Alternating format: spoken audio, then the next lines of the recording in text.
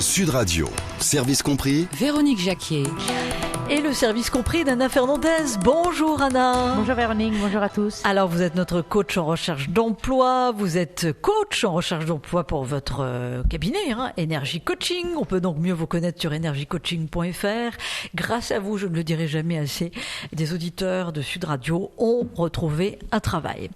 Anna, donc le sujet du jour, parce qu'on donne toujours des astuces, bien entendu. Non seulement vous êtes là pour guider les auditeurs de Sud Radio, mais en plus vous êtes là pour nous donner des infos. Alors franchement, c'est quand même exceptionnel comme rendez-vous. Anna, que recherche le recruteur en entretien s'il est DRH ou alors on peut appeler les choses autrement, comment adapter son entretien suivant le recruteur finalement? Oui, voilà. Ce qui est vraiment important, l'objectif est de savoir se vendre. Mais selon le recruteur, on va dire le profil du recruteur que nous avons en face, on va devoir adapter son entretien de façon verbale et peut-être également non verbale. On va y revenir. Alors tout d'abord, je voudrais poser des préliminaires. Un entretien de recrutement, ce n'est pas un interrogatoire de police. Ce n'est pas un jury non plus. Ce n'est pas un entretien d'orientation. Ce n'est pas non plus une séance de psy où on va montrer ses échecs ou ses difficultés à rebondir professionnellement. Ce n'est pas non plus une interview type discussion sympathique entre deux amis ou quoi que ce soit. Donc, c'est pas une suite de monologue non plus. Quand vous faites du coaching, ça vous sentez vraiment obligé de le rappeler, Anna? Oui. Il y a beaucoup d'idées préconçues sur l'entretien. La façon de présenter leur parcours, on voit les deuils qui n'ont pas été faits ou des difficultés à avoir rebondi d'un poste à l'autre ou une déception. Je n'ai fait que des CDD ou des intérims. Donc, je leur dis, là, on voit qu'il y a quelque chose qui n'est pas passé là. Et donc, vous ne donnez pas confiance. L'objectif étant de donner confiance. Donc ça, c'est vraiment le point très très important. Il faut qu'on se mette dans une situation de dialogue. Alors attendez Anna, j'insiste, vous avez raison sur il faut donner confiance au recruteur. Voilà. C'est quand même le capital. Tout à fait. Donc ce qui est important, c'est que si on a confiance dans son parcours et dans son projet professionnel, on va donner confiance à son interlocuteur. S'il soupçonne, détecte qu'il y a des petites choses qui sont peut-être mal passées, des départs d'un poste ou des difficultés de conflit avec des collègues ou avec un manager, ça va se ressentir dans votre verbal. Donc c'est vraiment très très important d'être dans une situation plutôt de dialogue. Ce sont des relations humaines, concrètement. Donc l'idée, c'est vraiment d'être à l'aise. Je dis souvent l'expression qui fait sourire mes clients, être bien dans ses baskets. C'est je sais ce que je cherche, je sais ce que je vends, je pense correspondre au poste que vous avez mis en ligne auquel j'ai répondu. Je pense correspondre à une candidature spontanée que je vous ai envoyée dans votre société parce que mes compétences, mon profil va vous intéresser. Maintenant, on va jouer le jeu de l'adéquation. Je vais vérifier avec vous que ça fonctionne bien. Donc, c'est vraiment très, très important. Oui. Alors, aujourd'hui, qu'est-ce qui se passe dans la réalité? C'est que les recruteurs sont plusieurs profils différents à vous faire passer des entretiens d'embauche. Aujourd'hui, souvent, la décision est collégiale. Ah bon? C'est systématique, ça, qu'ils soient plusieurs? Alors plusieurs, pas au même endroit. Ah oui, voilà, d'accord. Attention, on est plusieurs, ils sont plusieurs à prendre la décision. C'est-à-dire que oui, vous avez raison Véronique, il y a différents types d'entretiens. Vous avez l'entretien face à face.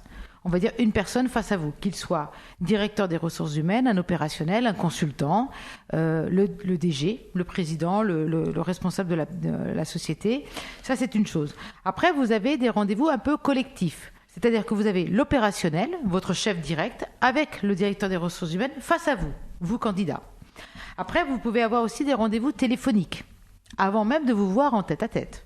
Souvent le cas soit d'un consultant qui a été mandaté par la société pour trouver le profil du candidat en adéquation avec le poste, soit du DRH qui, par manque de temps, préfère faire déjà une sélection par téléphone avant même de vous rencontrer.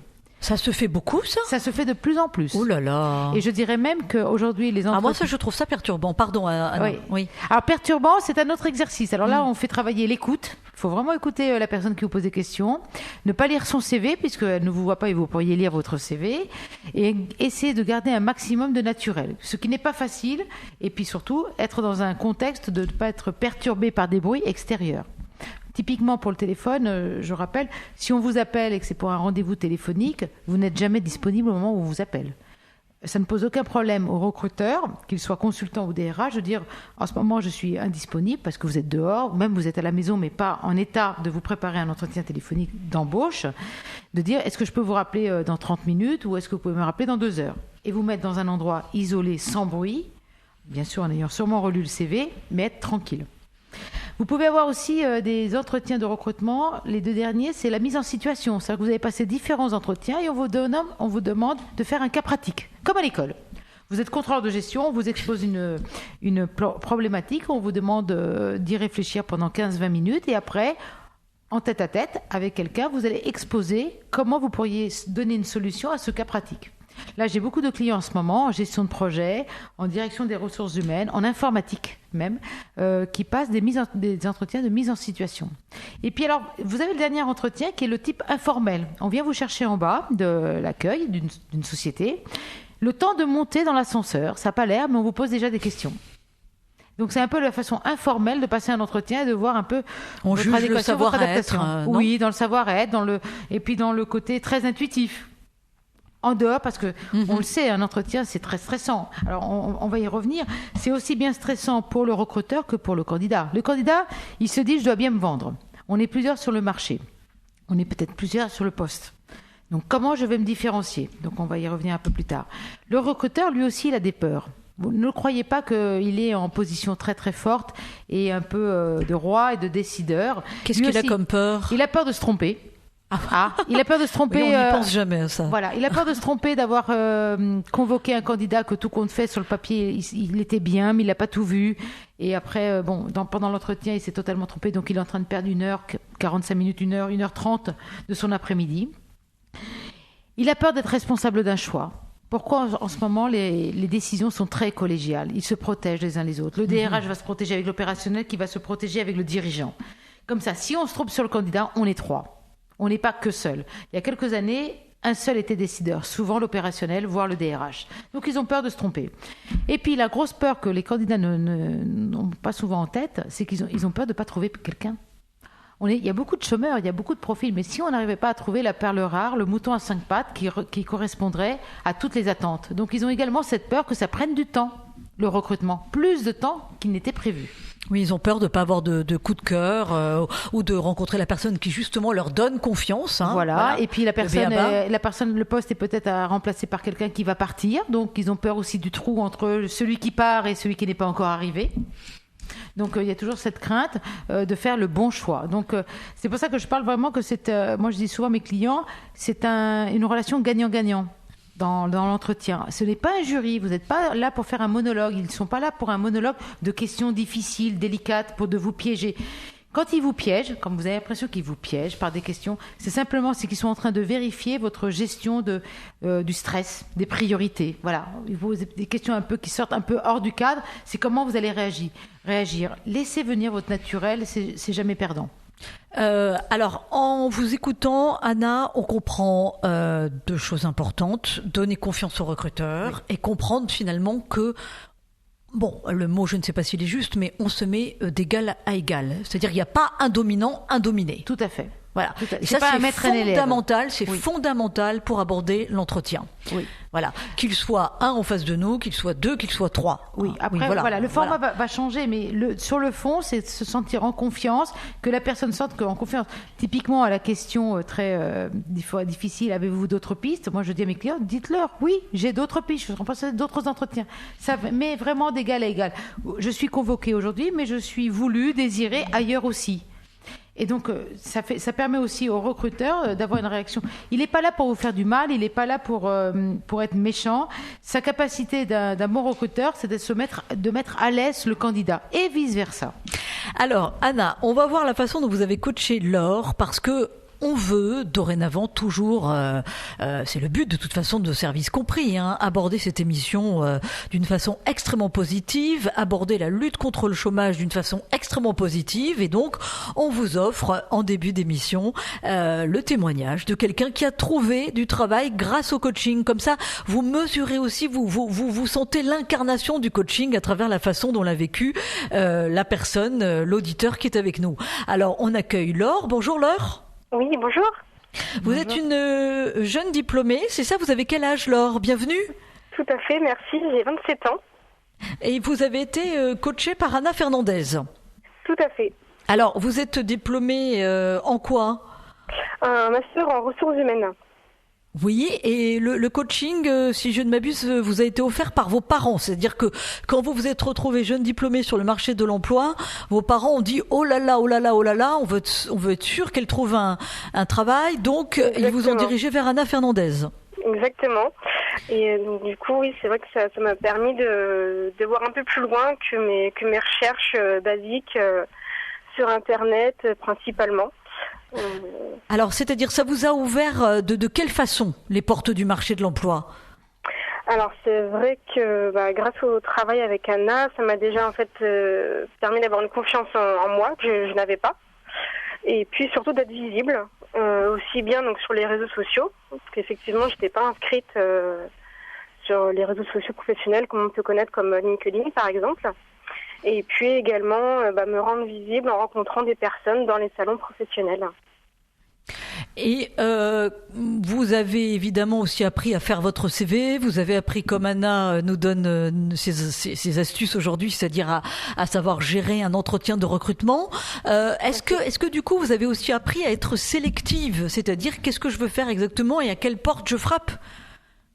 Alors, c'est vrai que du coup, en retravaillant mon CV et en voyant mon ancien CV et mon nouveau CV, j'ai vu qu'il y avait vraiment une grande différence. Quand j'ai vu mon nouveau CV, j'avais le grand sourire, me disant que c'est vrai. Je mets vraiment en avant mes compétences déjà, ce qui était important. Et donc du coup, effectivement, mes entretiens étaient vraiment basés sur des postes qui correspondaient totalement à mes attentes. Alors là, vous avez retrouvé un poste dans quoi alors ? Alors en tant qu'assistant de formation dans le secteur de la mutualité.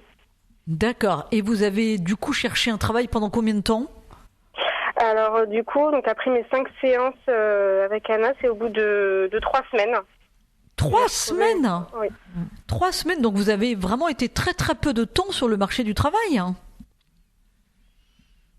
Oui. Alors j'étais en chômage pendant 5 mois quand même. Ah bon ? Oui. Et puis mon retour à l'emploi s'est fait au bout de 3 semaines. Bon, 5 mois de chômage, c'est pas beaucoup par les temps qui courent. Hein. Je me mets à la place des auditeurs de Sud Radio Service compris, dont beaucoup galèrent évidemment. Mais assez inquiétant pour ses parents que 5 mois de chômage pour une jeune diplômée à ce niveau-là, c'était alarmant. Donc d'accord. C'est pour ça l'appel du coaching également. D'où le pied à l'étrier avec Anna Fernandez. Exactement. Qu'est-ce que vous recommanderiez à vos amis le plus dans le coaching ? Qu'est-ce qui vous a le plus marqué ? Alors moi, c'est vrai que ça m'a permis en fait surtout de m'exercer justement dans l'entretien d'embauche. Parce que je suis quelqu'un pas forcément d'à l'aise au premier abord. Surtout quand c'est quelqu'un qu'on connaît pas et que il faut vraiment se vendre. C'est un peu compliqué. Et donc c'est vraiment en fait cet exercice-là qui m'a permis d'être moi-même et de reprendre vraiment confiance en moi. Et c'était vraiment important. Et je pense que c'est ça aussi qui du coup m'avait pas forcément aidé à trouver quelque chose. Anna Fernandez, est-ce que vous êtes la première surprise qu'elle ait retrouvé du travail aussi vite, qu'elle ait trouvé du travail aussi vite ? Non, moi pas surprise parce qu'elle avait un potentiel, Laure, c'était clair. Le gros travail a été sur la confiance en elle, c'est que les 5 mois d'attente qui vous semblent, courts, oui. Pour elle, plus la pression familiale. C'était horriblement long, bien sûr. C'était horriblement long parce que les copines de sa promo, les copains avaient trouvé un poste et elle ne comprenait pas pourquoi, ayant fait la même scolarité, elle ne trouvait pas.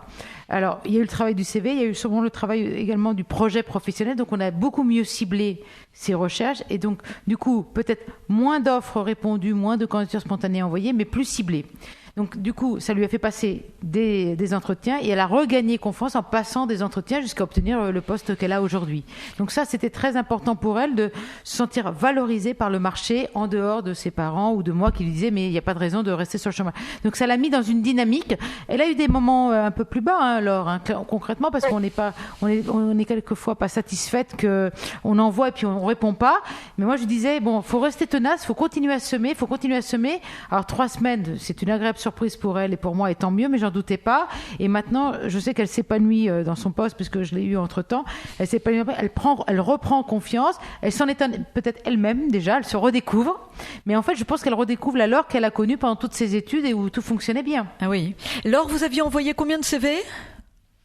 J'ai pas le chiffre en tête, mais je dirais au moins, oui, une quinzaine. D'accord, oui. Quinzaine, mais pour vous, Anna, c'est tout à fait correct. Hein. Et les parents étaient entièrement satisfaits, j'imagine. Ils sont très contents, vos parents, oui, Laure. oui. Bon, merci beaucoup d'avoir témoigné Merci, Laure. dans Sud Radio, service compris, et bonne continuation, bien entendu. Sud Radio, service compris. Véronique Jacquier.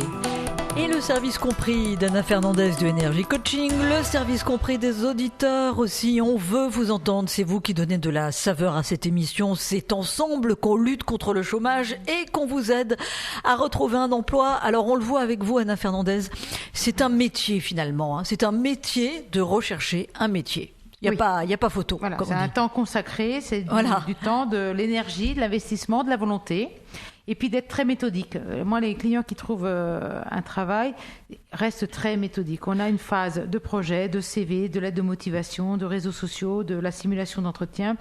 Quand on sait pourquoi on court très bien.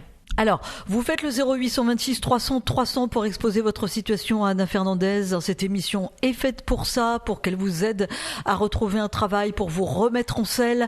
Vous avez écouté il y a quelques instants le témoignage de Laure, hein, qui avait 27 ans et que vous avez aidé à retrouver un emploi, Anna. Et moi, je suis quand même estomaquée que cette jeune femme ait trouvé en 3 semaines.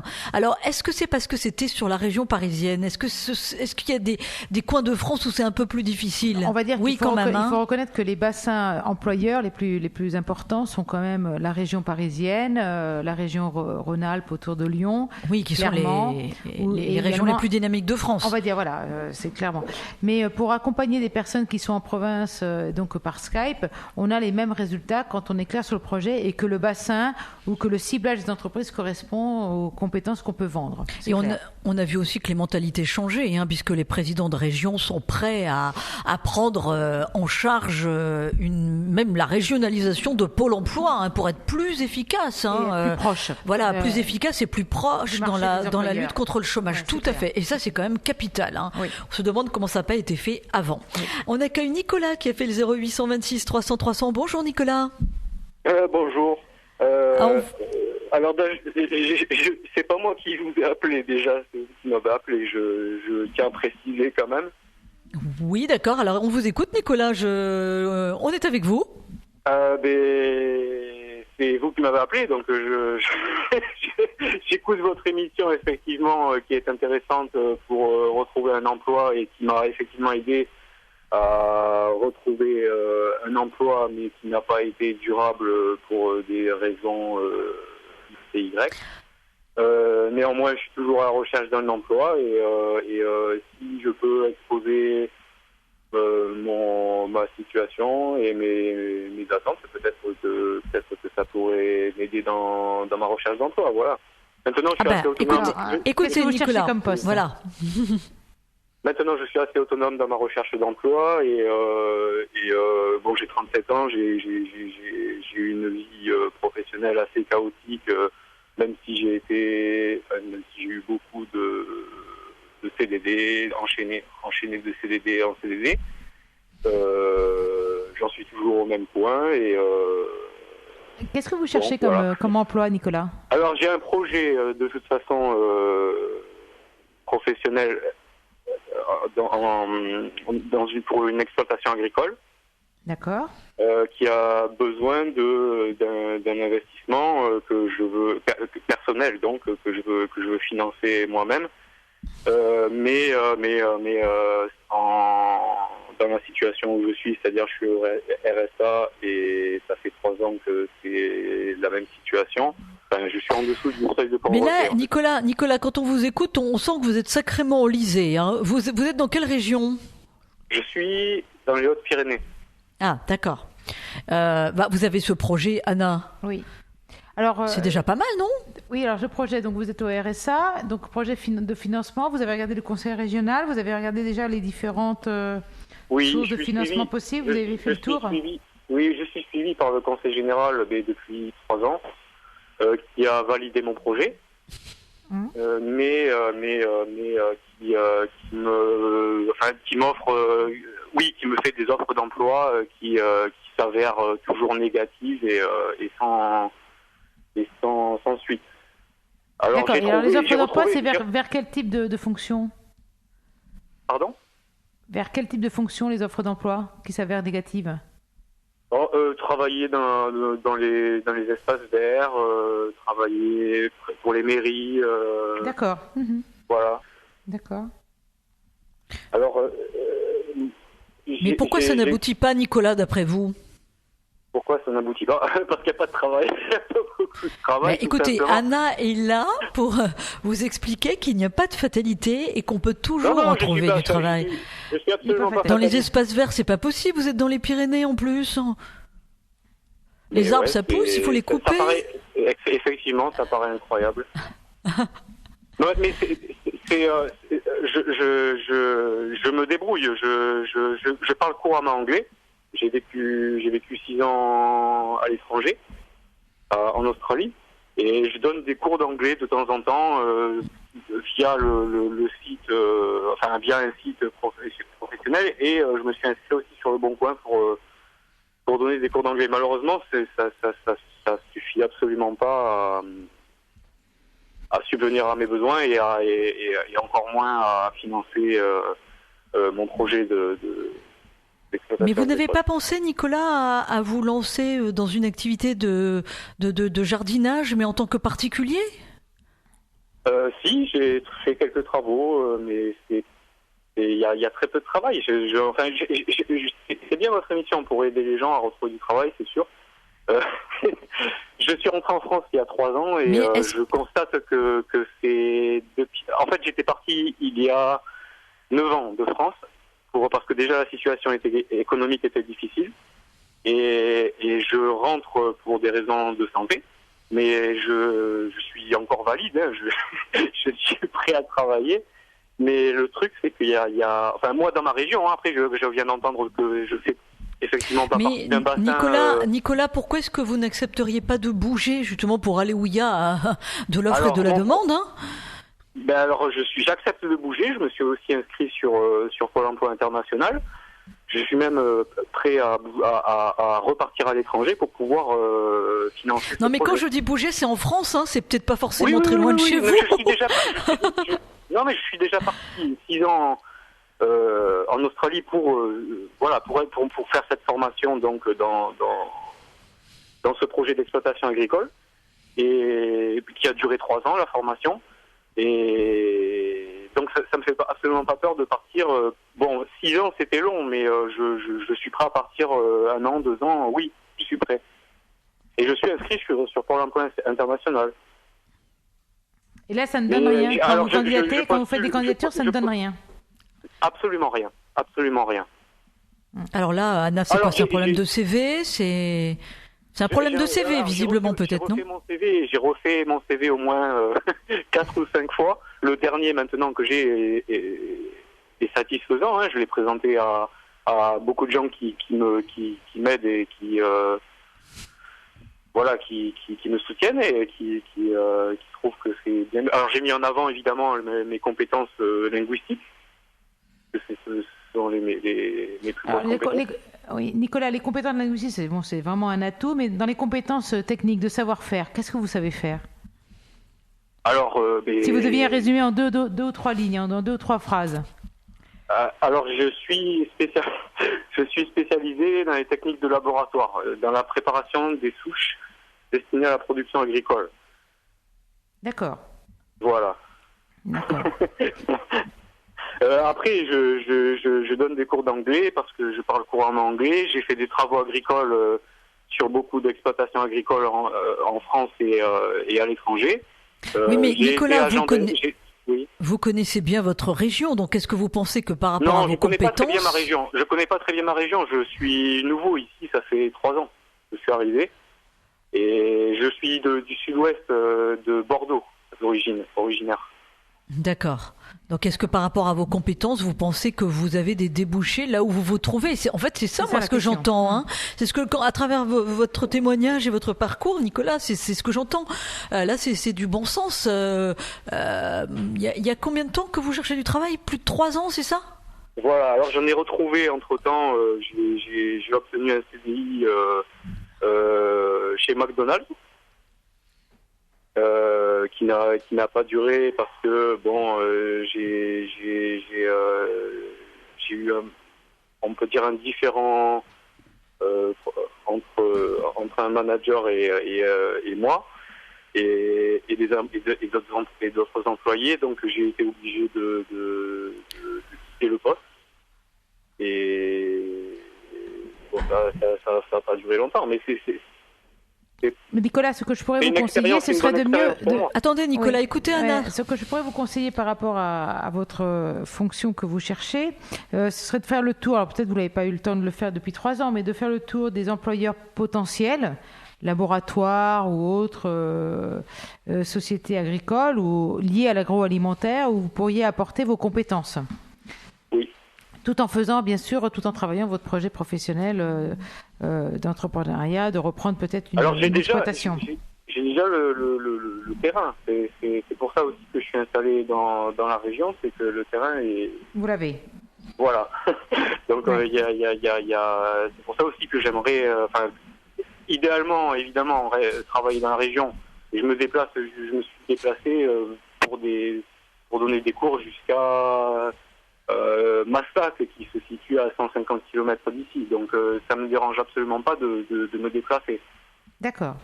En fait, quand on vous écoute, il faut vous fixer des priorités, hein, c'est ça, Anna, non ? C'est ça, oui, il est en train d'organiser, en fait, le fait de rechercher déjà des travaux, on va dire, dits alimentaires pour venir compléter ses sources de financement, tout en regardant le niveau d'employeurs qui peuvent être intéressés par ses compétences, tout en menant de front ce projet, puisqu'il a déjà le terrain. Je suis pas tellement pointilleux sur. Regardez, quand j'ai postulé pour McDonald's, je savais très bien qu'on n'allait pas mettre en avant mes compétences. Bien sûr. Mais là, vous avez fait ça. Bien sûr, là, c'était des raisons alimentaires pour vous occuper. Voilà, exactement, oui. On est d'accord, oui. Et puis de reprendre du sens tous les matins. Pourquoi je me lève ? Clairement. Oui, exactement, oui. Bien sûr, oui. Allez Anna, Nicolas, vous avez déjà une meilleure voix que quand vous nous avez appelé il y a quelques minutes. Alors, vous suivez les conseils d'Anna, hein, vous fixez des priorités, vous envoyez votre CV aux gens qui sont compétents pour le recevoir et surtout vous retenez bien l'info de ce service compris, Anna, pour le recrutement, donner confiance aux recruteurs. C'est-à-dire que c'est quand même nous qui devons faire une large partie du travail pour se faire accepter, évidemment, dans l'entreprise. Allez Nicolas, on vous souhaite beaucoup de courage, évidemment. Sud Radio, service compris. Véronique Jacquier. Bienvenue si vous venez tout juste de nous rejoindre. Je sais que vous êtes très nombreux à écouter, que vous n'osez pas forcément appeler. Eh bien, c'est un tort. Anna Fernandez est là pour 10 petites minutes encore et vous avez le temps d'appeler, de faire le 0826 300 300 pour lui exposer votre situation, même si vous pensez que vous êtes foutu, que vous ne pouvez pas vous en sortir, que vous ne pouvez pas retrouver du travail. Non, c'est pas vrai. Tous les lundis, avec Anna, on apprend à savoir bien rédiger un CV, ce qu'est un bon CV. On a appris aussi, grâce à vous, Anna Fernandez, qu'il ne fallait pas en envoyer 450, ça sert à rien. Tout à l'heure, on avait le témoignage de Laure qui en a envoyé 15 et en 3 semaines, elle a trouvé du travail. Et là, aujourd'hui, on passe en revue, avant d'accueillir bien sûr les auditeurs, la façon dont il faut bien gérer l'entretien de recrutement. Il y a plusieurs profils d'auditeurs, de recruteurs. Oui, il y a plusieurs profils d'auditeurs, bien entendu. C'est ce qui fait votre charme, mais il y a plusieurs profils de recruteurs, Anna. Oui, alors oui, c'est intéressant que vous sachiez face à qui vous êtes. Si vous êtes devant un chef d'entreprise, donc, ou ce qu'on appelle un N+2, c'est vraiment quelqu'un qui est le directeur du service dans lequel vous allez travailler, mais qui ne sera pas votre hiérarchique direct. Il faut savoir que lui, c'est l'homme de décision. C'est-à-dire qu'on va vous le faire rencontrer pendant la procédure de recrutement, mais c'est lui qui va dire le OK définitif. Donc, avec lui, il faut être clair, direct et concret. Il ne sera pas là pour vérifier votre savoir-faire technique. Il sera plus dans l'observation de votre savoir-être. Voilà, vous êtes sympa, vous êtes à l'écoute. La place et le potentiel dans l'entreprise. Voilà, et il va se projeter. Il va se dire, voilà, je vous rencontre comme contrôleur de gestion. Est-ce que dans 5, 6 ans, 8 ans, ça peut être un directeur financier ? Voilà, il va se projeter. Voilà. Le DRH, lui, qui est plus proche des questions sociales, de la stratégie de l'entreprise, il va s'intéresser d'une façon plutôt globale et non pas technique, comme on va le voir plus loin. Donc lui, il va donner systématiquement son avis aux opérationnels. Donc il est un peu garant, pareil, du savoir-être, du potentiel, de l'intégration dans l'équipe. Tiens, est-ce qu'il va bien s'entendre avec Martine qui est difficile, avec Jean-Luc qui est un peu têtu? Voilà, il va regarder un peu et la suite. Qu'est-ce que j'en fais? Et dans la suite aussi, pareil, projection de carrière. Le supérieur hiérarchique, vraiment le manager qui va travailler au quotidien. Alors lui, bien sûr, il va s'attacher que vous soyez sympathique et ouvert, mais lui, c'est le technique. C'est le savoir-faire. Lui, concrètement, la question qui se pose, est-ce que dans 15 jours, si je le mets sur ce poste-là, il est indépendant, autonome, opérationnel? Donc lui, vraiment, il va s'approcher de la réalité du poste. Lui, il sait en quoi consiste le poste. Et il va vous décrire le poste de façon très concrète par des tâches pour que vous voyez, vous, est-ce que vous êtes capable de le faire? Un dernier recruteur potentiel, c'est le fameux consultant qu'on a mandaté, qui est extérieur à la société, qui est souvent expert, pas tout le temps, mais souvent expert de certains métiers. Et lui, il va avoir la responsabilité de décider si vous allez rencontrer le client ou pas. Alors lui, il est à double titre. Il est dans le savoir-être. Est-ce que ce candidat va bien passer auprès de mon client? Est-ce qu'il correspond aux valeurs, à l'image de l'entreprise? Et en même temps, il est garant de votre savoir-faire. Il va vérifier les diplômes. Il va appeler les références. Donc lui, il va bien vérifier que vous êtes bien le contrôleur de gestion que vous dites que vous êtes. Et donc c'est lui qui est un passe-droit jusqu'à le client important. Tout ça pour dire que quel que soit le recruteur que vous avez en face, il faut faire très attention. C'est vraiment les premières minutes d'un entretien qui est très important.